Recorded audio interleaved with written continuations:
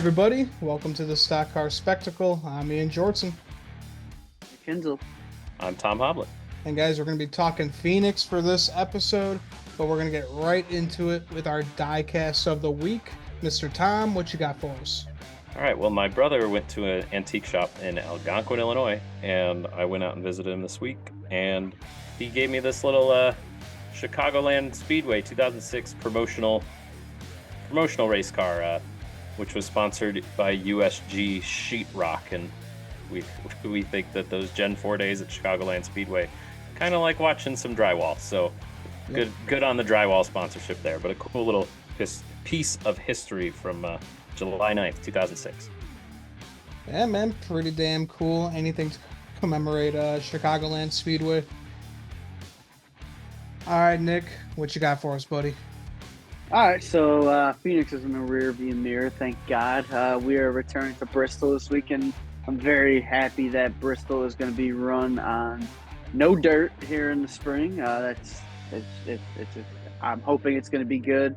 Who knows? But so I thought, since we're going to Bristol, I'm going to bust out either 2011 or 2012, back in the Nationwide Series when Trevor Bayne ran this. We back Pat car, Pat Summit, the legendary Tennessee women's basketball coach. Just a pretty cool car. He sat on the pole, I want to think, in this race. Led a bunch of laps, just couldn't get it done at the end. So anytime we go to Bristol, we're going to bust this bad boy out. Hell yeah, buddy. Love it. All right, so for my diecast of the week, like you said, we're going to Bristol this week, so I thought I had to bust out Noah Gregson's Bristol win from 2020 when he destroyed, when he gave his teammate Justin Allgaier the bump and run, and Allgaier didn't know how to handle his car afterwards and wrecked himself. So that's a story I'm going with. That's a good spin there. Oh, you have a little baby version of the car right next to it, too. He's right there. Wasn't even planning it because he was already sitting here.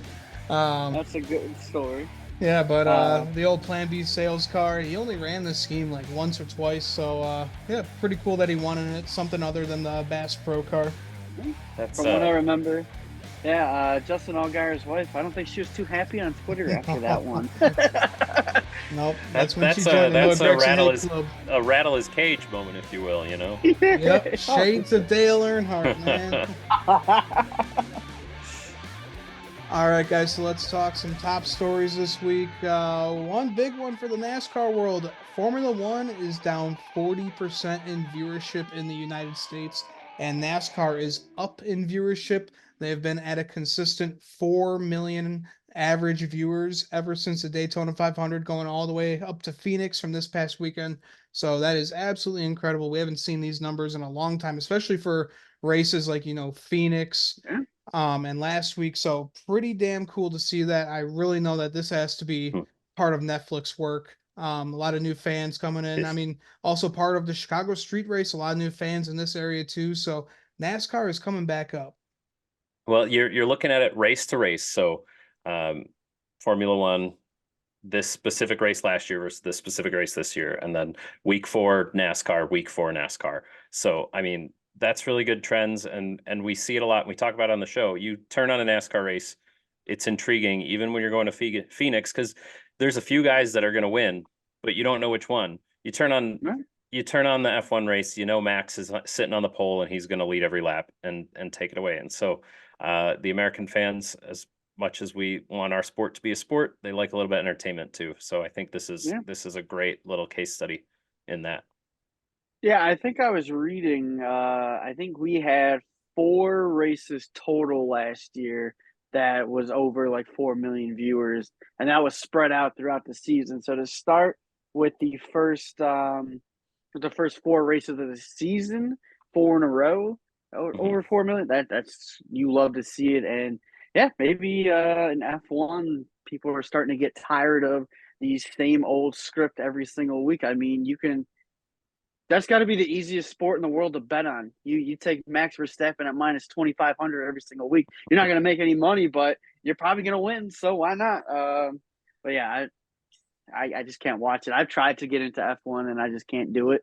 It's torturous. So and I I get up would. and every morning when it's on and watch it, and it's just like, oh, uh, okay, this is happening again. you Yeah. just you know what's good. You know what's gonna happen. So, but no, very good for NASCAR for 4 consecutive weeks. When last year we had 4 total throughout the entire season. That's a very good start.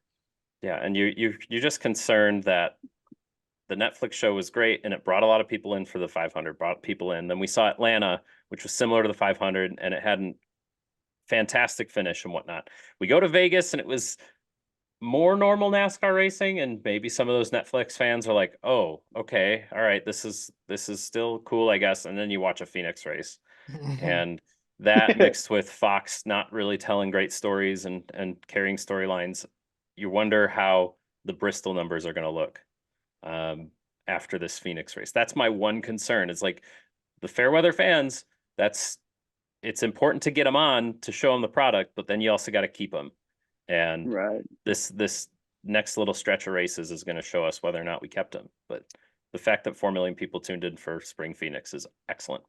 Yep. Running this package is definitely going to have people maybe turning off their TVs because, well, we saw it. We're going to be talking it throughout the race, but we saw Right. with this package, the racing it hasn't changed.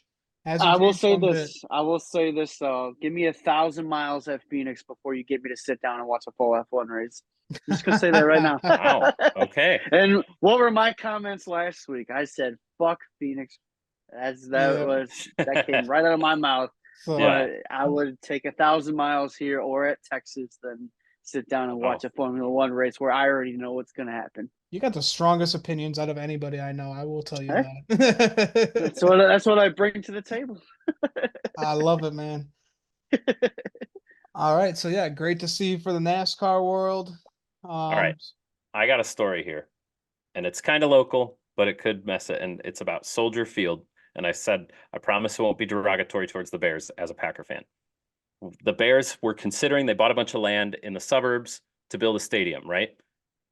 It came out this week that instead they're going to build a dome stadium to spend $2 billion, a dome stadium on the lakefront back in downtown Chicago, which leaves Soldier Field open again. And I don't know if you know this, but back in 1956, NASCAR ran 1 Cup Series race and 3 convertible series races in Soldier Field. So my pitch to NASCAR, street race contract runs out. They snatch up Soldier Field and put the racetrack back in Soldier Field, give NASCAR fans that short track in a city where lots of people are. Why Okay, not? two So, things. what do you think? Two things. Soldier Field is a lot smaller than what it was back in the day when they ran the cars there. I Mm-hmm. just Mm-hmm. cannot see stock cars moving around there. It's not as wide as it is for the Coliseum. And two, Chicagoland Speedway. It won't come back. It won't come back. I really they go back to Joliet, and I think the same thing is going to happen. Obviously, I would love to go. We'd all love to go back to Chicagoland Speedway, but Mm-hmm. I can't see it happening. Those people that turned out for the street race last year, I don't think they're going to want to go out to bumblefuck Joliet and go see a race. I'm sorry, that's just it's out of the way.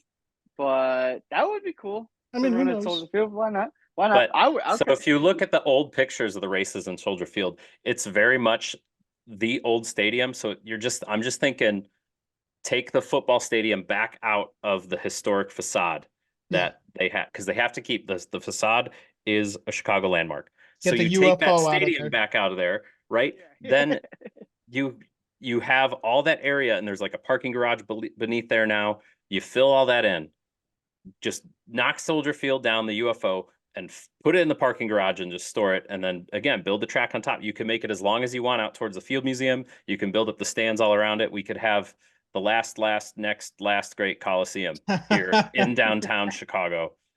You could make it a 3/8 mile. You could make it a half mile. There is room there. I'm not saying you take the stadium as it is now, but if NASCAR wants to do something drastic and build something in a city that's more permanent than a street race or an LA Coliseum or, a God forbid, a Dodger Stadium mixed with Formula E for whatever reason, then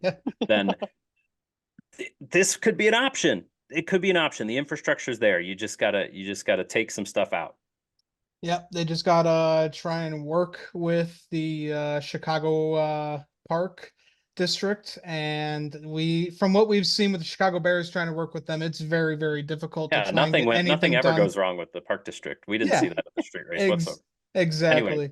that's my 100. It's not really news. I know it's the news segment of our show, but No, it's but not really news. That's my 100% wild speculative idea that we could do. Bring I NASCAR think back to Soldier Field yeah. I think it would sell more permanently. tickets. I think it would sell more Hmm. tickets if they did something like that than if we did go back to Joliet. But I am 100% on board for going back to Joliet. I'll drive to Bumblefuck Joliet. I Oh don't care. yeah.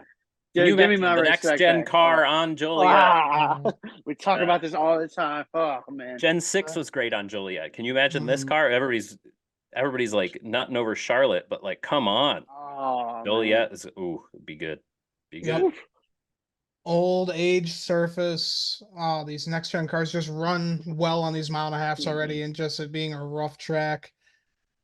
Oh Mhm. man, that would be incredible. But that's We just could us dream. daydream. Yeah, we can daydream all we want about Yeah. this, but until we actually see cars going around that mile and a half track surrounded by those cornfields and Amazon facilities.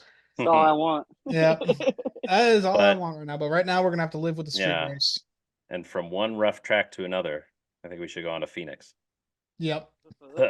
Rough in a different way, but let's Yeah. talk about it. Let's see what happens. Yeah, let's get into Phoenix, guys. The Xfinity Series kicked off the weekend. Trucks had the week off, and Cole Custer led the field to green. Still had a lot of speed in that double zero from when he won the championship back in the fall.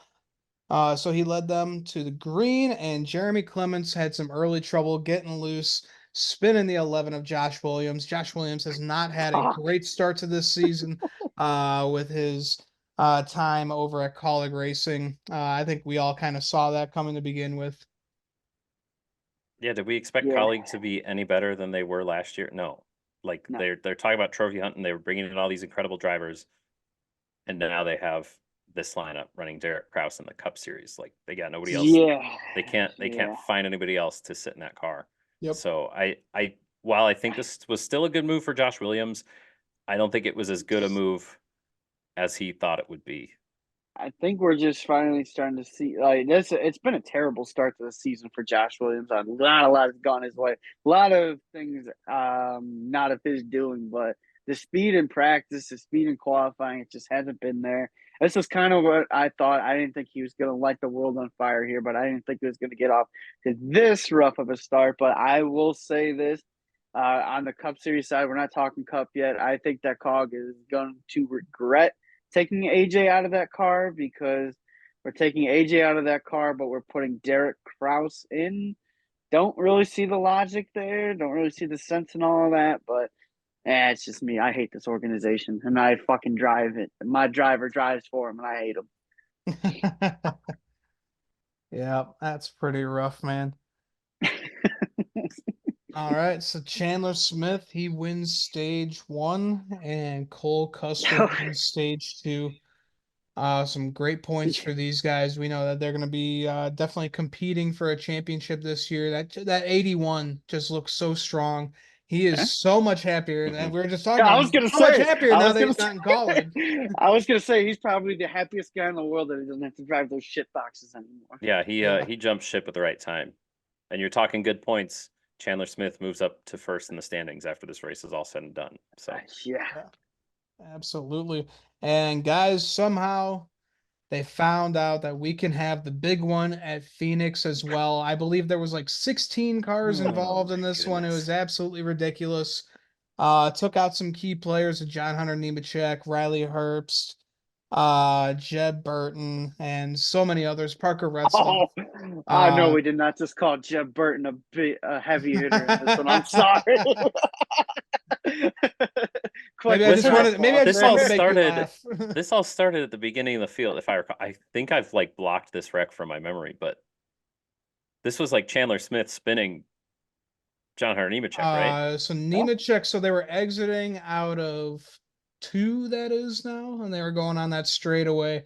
Yeah. And Nemechek got loose and he got in front of Smith, and Smith just bumped him and just Hmm. wrecked everybody. So yeah, just unfortunate racing situation. Hate to see it for for a sure. guy like John Hunter. Darn. It's not like he would do the same exact thing the next day, but darn. That one I don't mind as much with seeing the driver that got spun. And guys, unfortunate for Justin Allgaier. 5 to go in this race. He's leading. He's got a hell of a lead. Right rear goes down. He spins, hits the wall, wrecks his car, and he is done for the day. We saw him get out of his car and just start throwing pieces of his car all over the place. So you got to feel for him. He had that one in the bag. Freak accident, man. Like shit happens. Like just that reminded me no of other... Kyle Larson at Pocono. Yeah. You don't have any bad luck. You don't have luck at all. Like that's just an unfortunate situation. He was gone. He had it. And I guess good for Chandler Smith because he was out front the whole race and wasn't going to win. So you wonder if Chandler Smith's got a little bag of like tacks that he's throwing out the window as he's driving by. So somebody picks him up on the next lap. He's like, something's got to happen here. But yeah, no, it sucks. And Justin Allgaier is one of those veterans, the Xfinity lifer. He's really made a name for himself, a home for himself there. And I can't think of anybody that really dislikes Justin Allgaier. Like he's just a good. Very hard. I know we all like him. He's an Illinois boy. Like, come on now.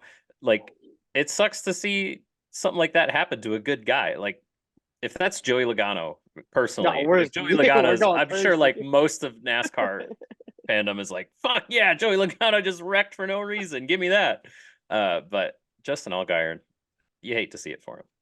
Yep. I mean, shit, that's how I felt when Larson wrecked at Pocono. I was like, yes, let's go. But then Alex Bowman won. So it's like, hey, he's the king of backing into him. So yeah, right.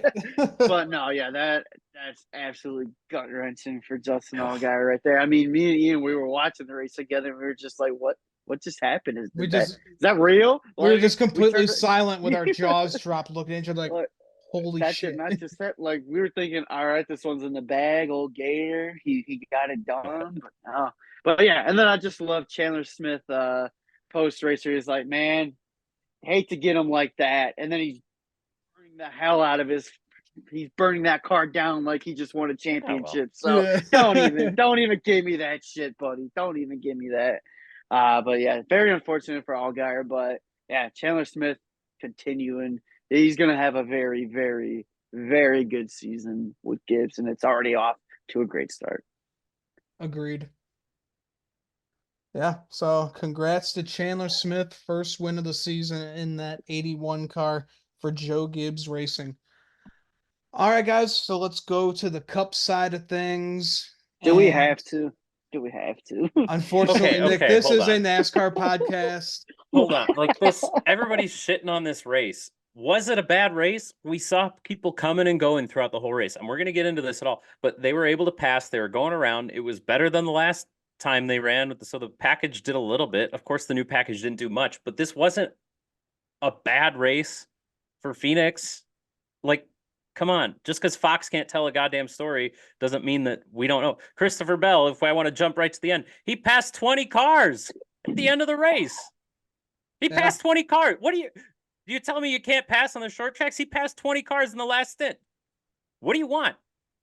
What more do you want? Anywhere but Phoenix. That's what I want. But for Phoenix, I'd take this race. For Phoenix, it was a decent one. I will say that. We did see a good amount of passes, but I don't know. Once you just got out in the lead, it was just you could not catch a guy. If he had clean air, yeah, it was over. So yeah, we saw a lot of passing throughout the field, but we've seen that before though with the shorter track package. You could pass in the field, but you can get side by side with the leader. You can pass them, and then once they're gone, they're gone. That's what it is. Like we've always seen passes through the field, midfield, everything like that with this bullshit that we've been running, but it's just up at the front. It's just once they're gone, they are gone. I don't know. And they got to get rid of the shifting and the arrow blocking. If you can arrow block at a short track, what are we doing here? If we're shifting at a short track, what the fuck? And they talk about there's all this talk this week about like what we can do to make this better, and they're increasing the power. Denny Hamlin's talking 100 extra horsepower. I don't think 100 extra horsepower fixes this. I think I remember they did it was either this most recent Phoenix test or the one before that, somebody asked Tyler Reddick about the horsepower, and he said that they'd need like 1,100 horsepower to make any difference. But if you are putting more horsepower to the wheels, then the tires might burn off a little better, Right. and you got to manage a little bit more. But it's time to stop messing with the aero and start doing something with the power. Make the decision now so it can be ready for next year. Yeah, and even Denny said on his podcast that these engines cost the exact same than when they were like 900 horsepower. So it's absolutely ridiculous. And they're only using them twice, he Yep. said too, which is again, that's one of the reasons I like listening to Denny's podcast, because now you get that driver perspective and you get the owner perspective, and he's competitive. Like you can look at some of these, like you could listen to Corey LaJoie's podcast, but he's not competitive all the time and whatnot. So like, I don't know, Denny will shoot it straight, in my opinion. Yeah, exactly. All right, everybody. We got Mr. Mike Gamble back on the show with us. It's been a while, buddy. What's up, everybody? Long time no see. Excited and glad to be back and talk a little racing with the fellas. Feels like old times. It's been a while. Absolutely, brother. All right, guys. Well, let's talk Phoenix. We had Denny Hamlin winning the pole for the Cup Series race, and the 10 car has been showing lots of speed lately. We did not expect to see any of that out of Stewart-Haas Racing this year. Noah Gragson was able to qualify 7th for this one and stay in the top 10 pretty much throughout the entire race. You wonder what was wrong with the 42 car last year. You really do. Yeah. Well, I mean, we're This is- kind of seeing it This now. is a completely Nemechek's, different driver. Yeah. Completely different driver. Yeah.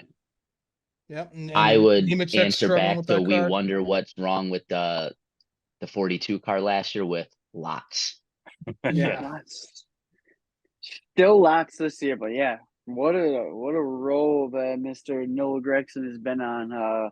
Nobody saw this coming. Everybody thought that SHR was gonna just be dog shit this year, but he's put together some really nice runs to start the season, and that's just got to be huge for him, confidence wise, knowing what everything that happened last year, and then to jump back into the seat this year. He wants to go out and do well, and he's done that so far. So, kudos to him.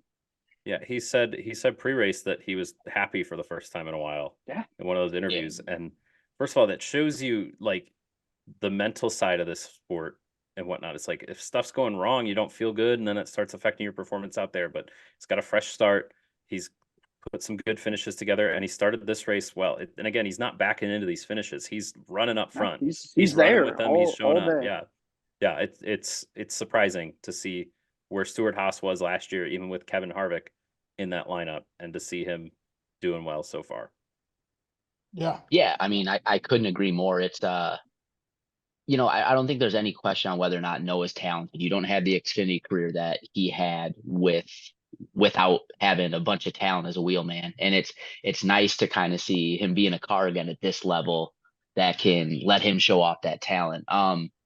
I think you're kind of starting to see the fruits of Uncle Smoke throwing a little bit of a fit in the off season, being like, listen, we don't start getting some results here, some heads are going to roll. And I think you're kind of starting to see that turn around a little bit. And it's like you said, it's exciting for Noah. It's exciting for Noah fans looking at you, Ian, to be able to enjoy this for a change and see what he can actually do.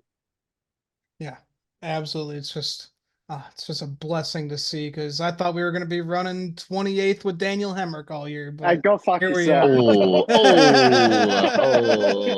Well done. But listen, practically, Noah Gragson, without that roof rail penalty, would have 15? 88 points, put him 15th as the top performing Stewart-Haas from what I'm looking at the standings.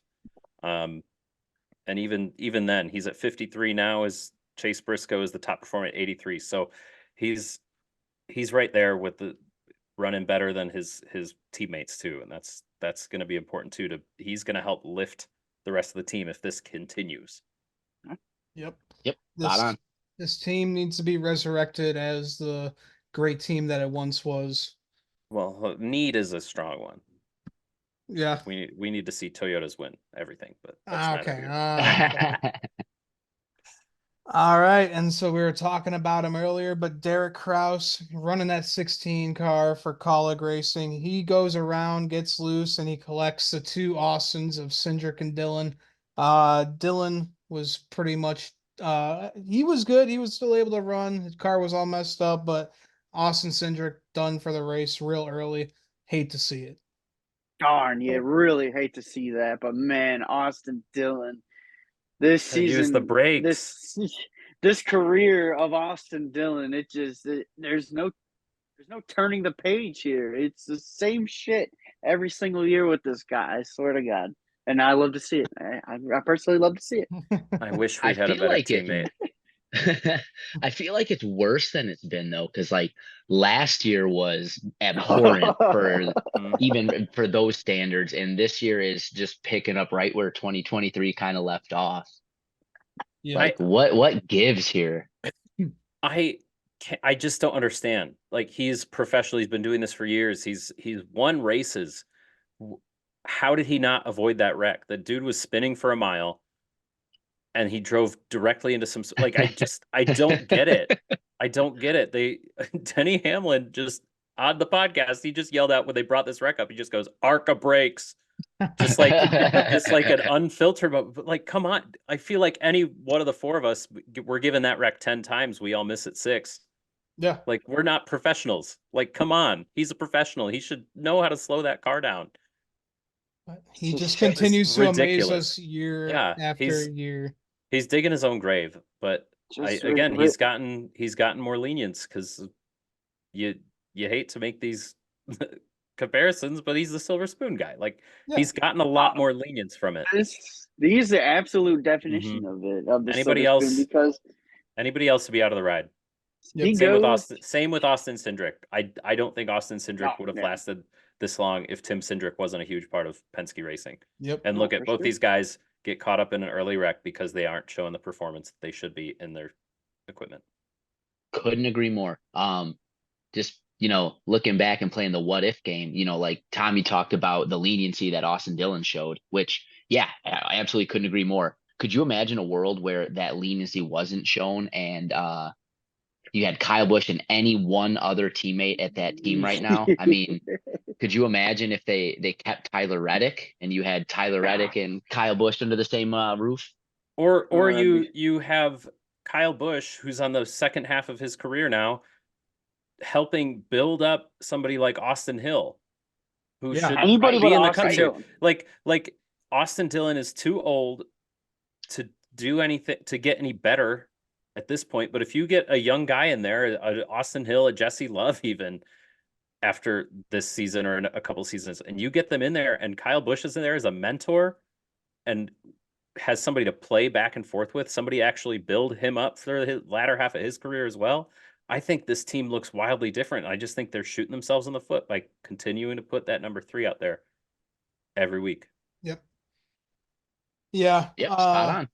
I agree with you. He did dig his own grave, and I feel like he really did do it when he told Pop to sign Kyle Busch, because when Kyle Busch got that first win with RCR, Austin Dillon cannot blame the equipment anymore. You Two can't. races. All it took him We was were 2 seeing that with races. Tyler races. Reddick too. Yeah. And It's and from just a Kyle's joke at standpoint, this and point. as a Kyle fan, you're coming from an era where he was racing with Matt Kenseth and Denny Hamlin and Martin Truex Jr. as his teammates. It was incredible, and I'm sure they worked a lot with each other, even though they probably didn't like to admit it. But now you have what is Kyle Busch going to gain from Austin Dillon, who's wrecked in every one of these races? He's not going to get any good data. Nothing. They're not going to learn anything for later in the season when they come back to these tracks. It's terrible. It's bad. It's bad. Well, maybe the only thing he can teach him is how to win a Daytona 500. Ugh. Had that one coming, buddy. What, drive through the back of Eric Almirola? Hey, Yeah. man, you got to do what you got to do to win the big sure. race. Sure. Look at we're finding any excuse not to talk about Phoenix. It was Well, we have to have something halfway entertaining to talk about, Tom. Of course. All right, so getting back on track with Phoenix Raceway, we had Tyler Reddick passing Ty Gibbs to win stage 1. Great stage points for Tyler Reddick. That is his first stage win of the season. So love to see speed out of that 2311 crew real early in the season. Good point Yes, stay overall you for him. do. Yeah, absolutely. Absolutely. Then Christopher Bell won stage 2. And then speaking of Kyle Busch and his talents, he goes around after getting loose and gets bumped by the 71. Just a rough day a rough weekend for RCR. Did not qualify well, did not practice well, and race did not go well. Well, again, thank goodness Arca Breaks Dylan was already out of the picture at this point. Yeah, 'Cause he it would coulda have ended- found you at It one could have point. ended that day, you know, like is the same exact look. We saw it a few times, people getting loose there. Kyle was fighting that car all weekend Yeah. and whatnot. And this is the RCR era of being a Kyle Busch fan. You can be so good and have so much speed. It's And then just other weeks you show up and you pretty sure they didn't even build the car when they put on the truck. Like they just threw a bunch of pieces into the truck and they had to throw it together last second. Like it's nuts. it just seems like these shorter tracks is where Kyle Busch and the A team struggle. When they go anywhere else, you're gonna get a good run out of it. But when we come to tracks like these, it's just like you said, it's like, did they even build the car? Like what kind of car did we build this weekend? Because that just looked like a weekend of hell ever since they unloaded that 8 car at Phoenix. So I'm sure he's looking forward to getting to Bristol. Yeah, and as a Kyle Busch fan, you're holding out hope for at least one more championship or one more championship run, but then you have this as the championship track and you run like this. You're like, it'd be embarrassing to show up even if you were in the final 4, knowing that this was the performance in the spring. Like Yeah. it's just not, it wouldn't work. So it doesn't give me too much hope for a deep playoff run. I know it's so early to be talking like that, but Yep, but I mean, that's how RCR has been running at these short tracks. So yeah, Tom, I would be worrying too. yeah. Alrighty, and then we had a big wreck for Joey Logano, Corey LaJoy, Josh Berry, Derek Kraus, and John Hunter Nemechek spinning the 22 and just wrecking everybody. And man, all I gotta say is that's the curse of the Hunt Brothers pizza car. Welcome, Joey Logano. I mean, that's how you know that John Hunter Nemechek is back in the Cup Series is when he starts wrecking people again. So That's the way he rolls, man. I got this huge smile on my face because I've seen Joey wreck like 4 weeks in a row, and it's just it's been good I to don't watch. He's I don't think had any of us are so complaining. much speed too. Like he should not be where he is. Where is he at right now? He is all the way down in 30th. He's got 51 points. Again, yeah, he's 2 points He's behind like Noah a top 5 Gragson, car every who week. lost. Yeah, exactly. Noah Gragson lost the whole race's worth of points, and he's still back behind Joey Logano. Like it's crazy because you'll see Joey Logano running up front, and he's not able to convert anything into points. Not stage point. He'll finish 11th. He'll finish 12th, and then he'll wreck in stage. It's nuts. It's wild. They can't put that race speed together. They have the speed in the practice and the qualifying, but once it comes race time, they're missing. But I gotta say, and this one wasn't his I'm fault. not mad about it. This one wasn't his fault. But maybe he cleared himself at Atlanta or something. And what happened to him at Vegas? Was he just slow? I forget already. Slow. But like he's not even doing it to himself. He got run over from behind. Maybe he checked up early. He said he needed to check up to make the corner. Yeah. John Hunter Nemechek's trying to get aggressive on a restart. It sucks, but they got to figure out how to not be racing back in the crap so they can start producing some points. They'll figure it out. He'll win a race in the round of 8 and he'll win the championship and everything's great. Well, Joey is, as much as I hate to admit it, because I we've long had our discussions on this show how we feel about Joey Logano, but the dude does have the killer instinct. It's always every season seems like a when he's gonna win, not if he's gonna win. But you do kind of wonder if he's got the Penske car cursed right now. It seems to kind of float around. Like Blaney had it before the championship there. We'd always get close and something real silly would happen. Felt like not too long before he left, Brad Keselowski had it. And maybe it's finally found his way to the 22 car because he's not been without the bad luck for a long time here. Well, we also know that it's not Penske because their teammate, I'm talking Cindric and Logano, their teammate is leading the points. He has Yep. been very consistent, very fast. So what's the disconnect in the 2 and the 22 car? What's going on? And that's something we're going to have to watch develop. I'm not sure we know the answer. I don't know if we'll ever know the answer. But we're going to watch that and compare them because they are coming out of the same shot. We're going to compare them apples to apples. Yeah. Yep. Absolutely. I could tell you what the disconnect is in the 2 car, and that's just driver. But that's just me. I mean, he's still 87 points, and again, Joey's at 51. So they're all over. They are in top, middle, and bottom of the points. Penske is literally all over the place. Yeah, they're the shotgun blast at the league standings here. Austin Cindric won that Daytona 500, and he said, "See you guys. I'll show up again in about 3 to 4 business years." And he that's about what happened. And he didn't exactly play nice with old 12 piece on that one either. So, Yeah. so he won it, and at the expense of some teammate respect too. Yeah. Alrighty. So after that business, Denny Hamlin goes for a spin as well. He just got loose coming out of turn 2. I mean, am I even surprised? No, I'm not. I'm not. Yeah. This fast car again. And listen, but these 3 cautions here right in the beginning of stage 3 really shook up the strategy, and it made a compelling race. And you wish Fox could tell the story. You just wish they could. Leave it to Fox. All I gotta say is poor Kevin Harvick. He is the one man who's carrying that booth. He's trying. He's trying so hard. He's trying so good hard. for it. He's so good for it. Yep. He's got to be just as stressed as he was the last year in the 4 there when they were kind of struggling at times too. Like, geez. It's like, Hal, what's worse, having to drive the 4 car or having to sit next to Clint Boyer every single week? Well, I'm just again thinking of this race last year when Kevin Harvick was running down everybody, leading the race, and the caution comes out, and he just couldn't hang. And it was done. On the It was restart. over. And we had issues on pit road. He made the comment during this race. He's like, "Man," and you know, he's still got that driver's eye for something. He's like, as this race started winding down and Christopher started running away at the end, he's like, "Man, this is just like last year. Hope we don't get a caution like I got." Like he's still got that little bit of attitude towards that race and whatnot. And he's still not 100% satisfied with how his career ended that one season. Could have been his last win, but damn shame. But last week on our preview show, we were saying how Toyotas have kind of struggled here. We've seen the Fords and the Chevys dominate for a long, long time. But that did not come into play this weekend. Christopher Bell won the race. He just dominated, like you said, Tom.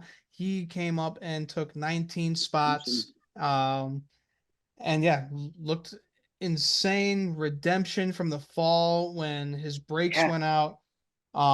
Just gotta love it. And I love to say when I'm wrong about something with NASCAR, and it turns out to be really good because Toyota had a fantastic weekend. And it seems like Chevys and Fords struggled. Well, you wonder they revamped their body, and when the championship, all the marbles comes down to one racetrack, you'd hope that if they're going to focus on one track to be really good at, it's going to be this track. My concern is that they were so dominant with this race, they won't know how to improve when we get back here in the fall. Ford and Chevy have a benchmark. They know what they have to do to improve, to be better. Toyota's could look in 360 degrees, 360 different directions on how to make these better. Another good nugget from Denny's podcast, he said that he and Ty and Tyler showed up with different setups for the car, and they were all fast. So that's good. They have that to build on. But Ford and Chevy have a rabbit to chase, and Toyota is out in the front minding their own business right now. So I don't think this necessarily means that if we have at least one of each manufacturer in the fall, in the Final Four, that Toyota's going to take it away. It's just something to think about here. They're going to continue to improve, and we're going to have a completely different series in 6 months. Yeah. I mean, I think so. For me, obviously great for Christopher Bell getting that redemption from the fall. He just kind of got a knack for these kind of races. He'll run away with them. and it really looks like that kind of curse of the 20 is over because we had a lot of different drivers funneling in and out of there who wouldn't last in that car. But Christopher's got himself a home now. But I also want to get some attaboys out. I mean, Carson Hocevar, obviously, he had another great day. So I really think he's going to do well because this Cup car drive is more like the truck. So I think he's gonna do well there. And then Michael McDowell it's just crazy to think front row is turning themselves into a very solid Cup team, Cup organization. He's shown up these 4 races and he's been fast. He's been in the top 10. He's been fast. He's been good. He's just, and it's not like he just got there at the end of the race just like that. He's been there. So I'm excited to see where this continues for that front row team. And then Martin Truex Jr., he pitted. He had to come in and pit. He put the tires on, and he was able to come from a lap down to rebound and finish 7th. He drove his way up there and finished 7th. So a couple of cool stories out of this one. As much as I hate this track, we had some good runs for these guys. Yeah, great strategies So- played out all around. I remember perusing through Twitter, X, whatever you want to call it these days, during the race, and when Truex pit, he was told over the radio, if he's what's the word they used, efficient, they think that he could get back to right around P5. I just remember reading like, yeah, okay, good luck with that he one. did. Right. And then he turns around and does it. It's like, oh, And he all did right, it. look who's the asshole Right. now. Well, Yeah. and again, but that shows you that like they can pass on these short tracks and the tires do matter and whatnot. And it gives you hope that you can have some strategy calls like this, and it's not going to be just so black and white for when you have to pit and when you can stay out and whatnot. I mean, we saw a lot of those guys who stayed out on a little bit older tires. They all finished in the top 10. Christopher Buescher, Brad Keselowski needed good finishes after the way they started their season, and they both got top 5s. So that's really impressive. And if I have to hear one more time that Christopher Bell is underrated, I'm going to go berserk. Like, how long can you say somebody's underrated before they're just rated? Like it's Right. He's already got he's a 7 competitor. Cup Series wins. He's 7 Cup wins. He's been in the Final Four twice in a row now. He's got Adam fucking Stevens on the pit box, a 2-time champion winning crew chief. And I heard people saying Adam Stevens was underrated. Like, how long do these guys have to show that they're fast day in and day out? Even when they don't have the best car, they're still fast. How long do we have to listen to these? Oh, they're underrated. They're there. The 20 car is there. Absolutely. It's a force to be reckoned with. I think we're going to have a season for the 20 like William Byron had last year. Really solid. It's just right. Christopher Bell and that whole team end up feeling like the whole I worked 15 years just to be an overnight success is the way it kind of feels sometimes with them. It's like you said, all you oh man, he's underrated. It's like, do you guys not remember his Xfinity pedigree and like just look at everything he's already accomplished here? This not only is he not underrated, I think he's going to be a guy that's going to carry that organization forward for the next 10 years. He's the future of Joe Gibbs Racing. No doubt about it. Right. Martin Truex is going to retire soon. Denny's going to retire. Denny's going to retire soon. Denny's going to go race for himself, I think, before he officially retires. But that's what I think comes first. Absolutely. Christopher Bell he's the man. He's a veteran at this point, guys. He's a Cup Series veteran, and he's going to start showing it and build that team up. Yeah, what would this be, his 5th season? Was it 2019 when he came up in 95? I think so. Yeah. So, yeah, he's been here for a while. He knows how to run around these guys, and he's won 7 races and 2 Final Four appearances in a row. This guy is good. I agree with you, Tom. He should not be labeled an underdog. He should be labeled a top dog. No, he's a contender every week. Yep. He is getting it started earlier this year, too. So, like Tom said, I think he could have a William Byron type season like William had last year. And I think he'll take that miles more. And I wouldn't be surprised at all if he's sitting at a 3rd straight Champ 4 appearance and he comes back here in the fall and he puts on a can of whoop ass again. So we'll just have to see. Honestly, I hope he does. I hope it plays out just like that because it was so heartbreaking for him to get taken out of contention for something that really wasn't his fault. Yep. Mechanical setup issue. Like, that sucks. You want to see him race it out, and he didn't get to. So I hope for his sake that he gets to show up again and be competitive and show what he can do. and I just hope Netflix actually gives him time before he's a round of 8 contender and everything. Like they need to put the cameras in his house and realize that this kid's good and he can go win this championship, because he was saying, I don't know if it was on a podcast or he was in the media center, but he was like, yeah, Netflix didn't talk to me at all like throughout those first No, like 4 or exactly. 5 weeks of the playoffs. And they put that in the documentary. They're like, hey, we were told to look out for these drivers at the beginning of the playoffs because you can't shoot everybody. You were not on anybody's list. And he's like, I know. That's how it always is. This poor dude has been here. His I mean, stats are shit. great. He led 573 laps in 2022, almost 600 in 2023. Like it's Just good. look at what he did. Look at what he did in those 2022 playoffs. He showed up when it mattered. He came into those elimination races and he fucking flat out just went out and won those things. So, he's got a bright future out of him. Plus, he's got that Ty Gibbs pit crew from last year, which was the best in the series. Yeah. Yep. So, like, what's there to? He's got everything to lose, in my opinion. He should be the he's standard. He's the threat. Right. He's got the entire recipe going for him here. So they not only is he not underrated, like they should be there. Like that's where we're at now with this 20 team and Christopher Bell, no doubt about it. Yeah.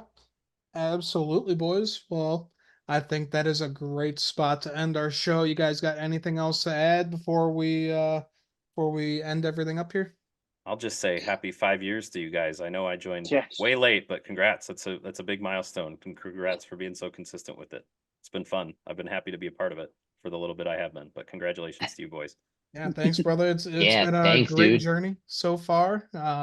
All started with me and Nick in our journalism class, and I saw he was wearing a Daniel Hemrick Cup Series rookie hat. I was like, all right, this guy knows his NASCAR. He's just not wearing like a Jeff Gordon jacket or a Dale Earnhardt shirt. Like he knows his shit.